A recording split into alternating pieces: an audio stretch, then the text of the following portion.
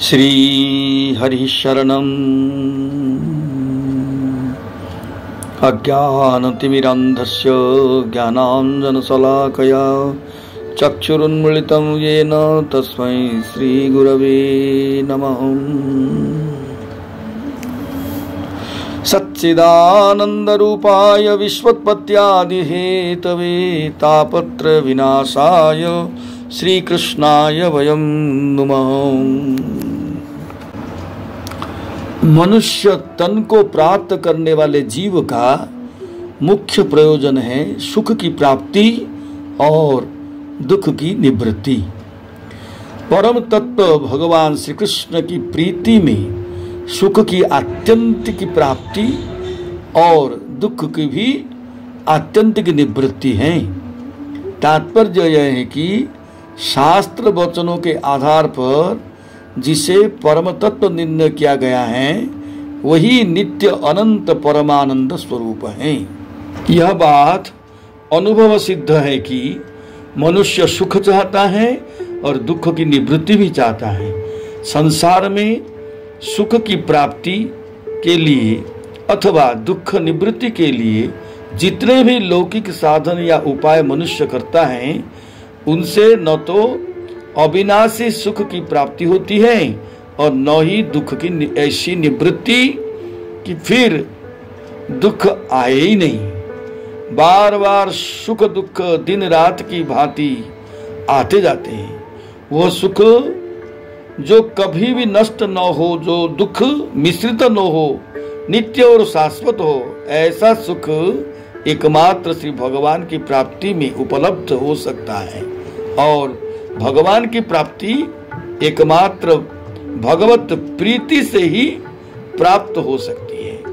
भगवत प्रीति एवं भगवत प्राप्ति में ही दुख की आत्यंतिक निवृत्ति की सामर्थ्य है, क्योंकि परम तत्व परम ब्रह्म श्री कृष्ण ही नित्य शाश्वत और अनंत परमानंद स्वरूप है।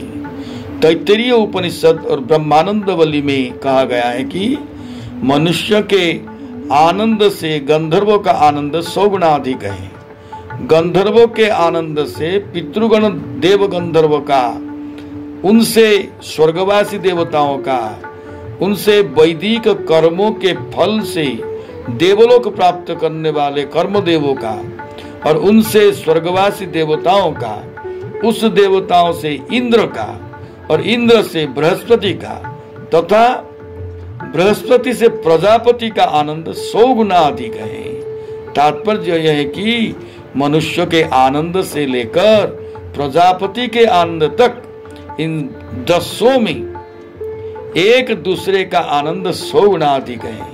प्रजापति के आनंद से फिर ब्रह्मानंद को 100 गुना अधिक कहा गया है, किंतु इस परिमाण क्रम से ब्रह्मानंद का यथार्थ परिमाण नहीं जाना जा सकता, क्योंकि वह अपरिमित, असीम, अनंत और विलक्षण है।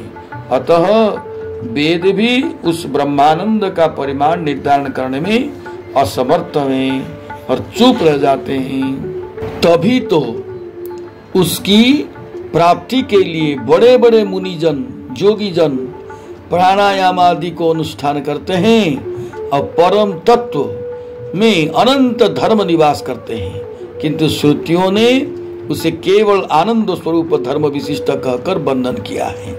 परतत्व श्री भगवान की तटस्था शक्ति का अंश है जीव, किंतु माया के द्वारा जीव का श्री भगवान से संसर्ग का ज्ञान आवृत्त हो रहा है और वह अपने को भौतिक शरीर मानकर संसार दुख को भोग रहा है। परतत्व श्री भगवान के स्वरूप ज्ञान से जीव को जब भगवद अंश की अनुभूति होती है तब उसे परमानंद की प्राप्ति होना संभव है। परतत्व के ज्ञान के अभाव में ही अनेक प्रकार के दुखों का अनादिकाल से जीव भोगता आ रहा है। अपने स्वरूप के ज्ञान का अभाव तथा श्री भगवान के स्वरूप के ज्ञान का अभाव के कारण सांसारिक दुख अनादिकाल से जीव भोग रहे हैं। परतत्व के ज्ञान का अभाव ऐसा अभाव नहीं है कि दूर ही न हो सके। श्री भगवान स्वयं प्रकाश हैं। उनकी कृपा से जब उनकी अनुभूति या साक्षात्कार प्राप्त होता है, उनके ज्ञान का अभाव अनायास नष्ट हो जाता है।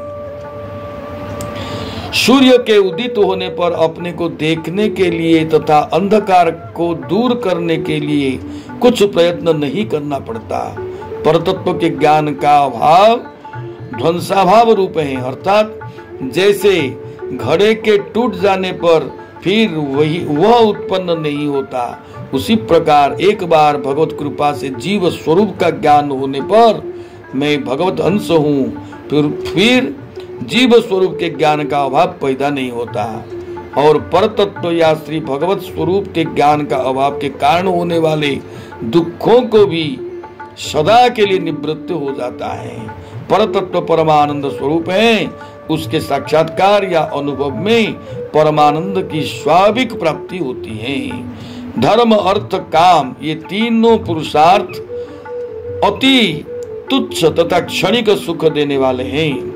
मोक्ष भी जीव का वास्तव पुरुषार्थ या अभिष्ट वस्तु नहीं है, ये भी स्वीकार गया है। अभिष्ट वस्तु है तत्व जिज्ञासा। तत्व जिज्ञासु श्रद्धालु व्यक्ति जब महत्पुरुष श्री गुरु आदि से परतत्व श्री कृष्ण तत्व की जिज्ञासा करता है तो उसे महज्जन श्री कृष्ण नाम रूप गुण लीला कथाओं का श्रवण कराते हैं। उस श्रवण आदि के प्रभाव से जीव ज्ञान, भगवत ज्ञान तथा संसार के वैराग्य उत्पन्न होता है। श्रवण कीर्तन आदि साधन भक्ति के अंगों का अनुष्ठान करते करते साधक का चित्त शुद्ध हो जाता है। शुद्ध चित्त में स्वयं प्रकाश श्री कृष्ण स्वतः आविर्भूत हो उठते हैं। उनका साक्षात्कार तथा अनुभव करके साधक उनके अनुपम माधुर्य का आस्वादन करता है और फिर परमानंद रूप परम पुरुषार्थ को प्राप्त कर लेता है। जय श्री कृष्ण।